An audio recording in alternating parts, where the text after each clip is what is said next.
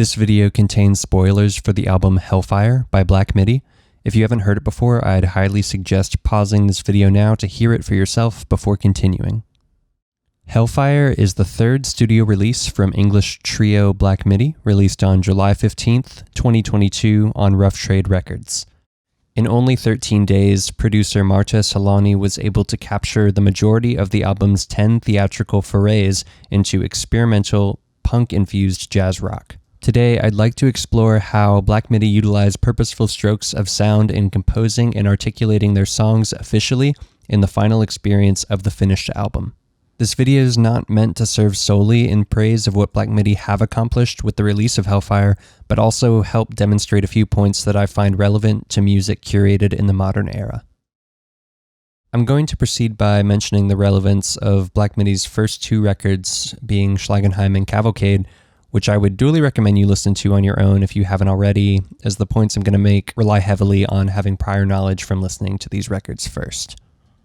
Every album from the band has, in my opinion, surpassed its predecessor through the increased attention the band has put toward defining the albums as holistic experiences with poetically written narratives that carefully reflect the tone of every song, both in how they're written and delivered. However, since Schlagenheim, where the events were being recounted as though through vague swirls of memory, have shapeshifted into robust, distorted tellings of history past and present as they are presented on Cavalcade, we wind up with something like Hellfire, which is an amalgamation of fantastical storytelling surrounded with an entire cast of fictional characters, settings, and stories that have been carefully crafted to weave the most intentional experience yet from the band. I'll spend a bit of time covering some of the tracklist to give both my thoughts on the songs individually, as well as explain how this feat of intentionality gives Hellfire an upper leg on many modern rock records to date. I'm not going to go into too much detail on the story behind these songs, as I feel over-explaining them doesn't really do justice of revisiting them for yourself to dig for that deeper meaning. However, I will mention moments of these stories to highlight the sheer complexity and attention to detail in the tracks themselves. Starting with the title track, Hellfire is the album's tragically worrisome thesis for all of the songs that follow, which in some way or another include tales of sorrow, pain, and despair. Frontman Jordy Greep's delivery across every one of his feature tracks gives a relentless exhibition of frantic tension while performing in such a way that maintains all aspects of control. Making our way through the boxing epic Sugar Zoo, which outlines a respective match ending with a gunshot fatality, the track is all the while supported by one of the fastest and most technical performances on the album, and it's only the second track. Cameron Picton's work on Eat Men Eat provides a jarring change of pace with cynical tellings of men trapped in the hot mines of Absalom with little to no food, developing sickness. This isn't to say that there isn't time for the motives of a twisted captain in a disturbingly enlightening commentary on homophobia. Furthermore, the dystopian patriotism outlined through Welcome to Hell dives into disaster surrounding war and post-traumatic stress, following yet another main character of the album's plot named Tristan Bongo. This character is later revisited in The Race is About to Begin, which follows a thrilling tale of a horse race, including the mention of locations across the previous two albums, being Salafacien and Schlagenheim.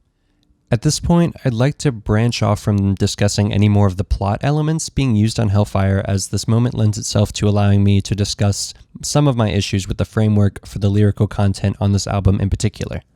Throughout this entire album, the performances are all hitting the maximum amount of drive and energy required to convey these messages of the songs, but I can't help but feel as though some of the lyrical content itself feels blatantly retconned for the sake of weaving a thread through the previous releases from the band. While it's entirely possible that these records were considered deeply with these things in mind from the very beginning, I personally find it unlikely considering the time between these albums and the natural progression of the band's approach to writing and recording since their inception in 2017. I don't personally have as much of an issue with hearing it in practice as I do justifying the continuity in my head. While it's fun and humorous to include these references, they aren't as much fulfilling as they are fawningly underwhelming. This wouldn't be a true video of mine without the mention of King Gizzard, of course, and I'm only joking, but it's no surprise to me how relevant they are in this discussion similarly. I'm immediately reminded of any time the Australian rock band has utilized riffs or melodies from previous records or future records on newer material, but my point in mentioning this is that I find their more direct approach to creating ties to feel ultimately more subtle in practice. I think this comes down to how you enjoy narratives and music as an individual, so this is just yet another personal gripe of mine with some of Black Midi's lyrical content. With that being said, there's no denying that everything on Hellfire has been put in its place for a specific reason. Unlike releases from many bands with seamless track lists and intertwining narrative plot lines, nothing is second-guessed on Hellfire. From the very beginning, the album follows a specific rail that presents information purposefully with its chronology in mind. Even though listening to Hellfire can be an overstimulating experience with too many sounds at times to give time for your brain to process, the moments themselves have been artfully crafted to paint a very specific picture in the listener's head. This achieves something I care very much about when listening to music. I consider it jointly in consuming most other types of entertainment, being movies or games, and that idea is being able to really become properly immersed in the setting that the media is striving to illustrate. For instance, when playing games, it may mean that the controller has disappeared for the player, or rather the screen immersing the viewer, or in this case, forgetting that you are listening to music, but instead only thinking in terms of the world you've been invited to witness for a short period of time. This is something that I believe Hellfire accomplished with absurd accuracy, as its oversaturated musical and narrative content keeps the listener enveloped in the landscape, which is refreshing after several passes through the album. On many albums that I cherish for similar reasons to Hellfire, the work feels less deeply considered or justified, but I can't tell if this is my brain being tricked by the sheer amount of detail that went into defining this one experience. I have to remind myself that not every gap, nook, and cranny necessarily needs to be filled by a piece of musical or lyrical lore, and that quote-unquote regular songs are just as valuable in their own merit. It would be easy to say that Black Midi is the outlier for this brand of overachieving prog rock if they were not simultaneously displaying their awareness of these equally effective compositions as demonstrated in songs such as The Defense and Still.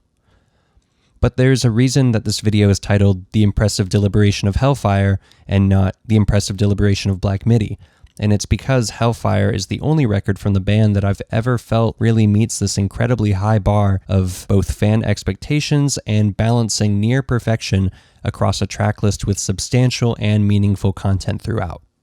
I could honestly go on describing every positive impact left by this record in my own opinion, but I wouldn't want to rob anyone of having that experience for themselves. This is solely to prove my point, which I feel I've driven well enough by now.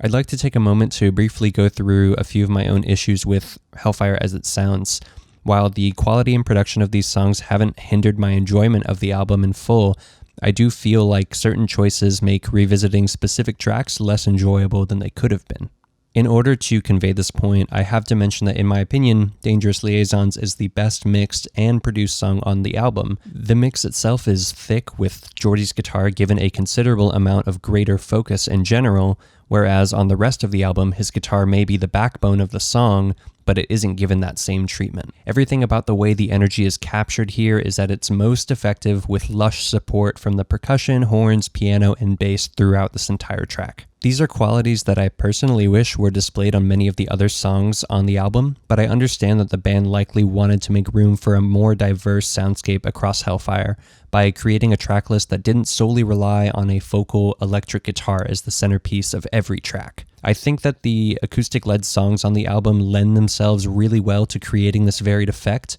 while songs such as The Race, Sugar Zoo, and Welcome to Hell fall a little flat for me as far as driving the utmost potential within their compositions. Overall, the pros I can share about Hellfire outweigh the cons by a staggering amount. Black Midi has created one of the most original and experimental studio rock albums that I've ever heard, and whatever you may think, it's no accident that it turned out the way it did.